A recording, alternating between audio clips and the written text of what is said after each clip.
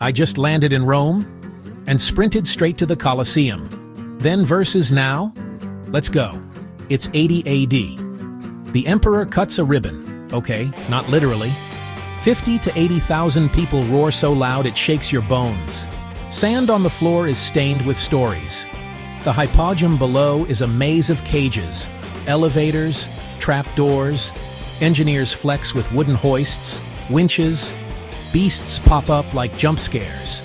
The Valerium, massive awnings, shade the crowd like a giant ship's sail. I'm in a line with selfie sticks, sun hats, scanning a QR code, guards whistle, drones buzz, a gelato drips on a sneaker. The arena floor is partly rebuilt so you can stand where gladiators did. Cats patrol like tiny emperors, senators in marble togas front row. You, way up high, snacks optional. The emperor's thumb decides fate in a heartbeat. My thumb scrolls tickets and audio guides.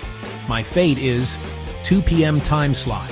Restoration crews stitch the past with lasers, lime mortar, filling scars from earthquakes, centuries of stolen iron clamps.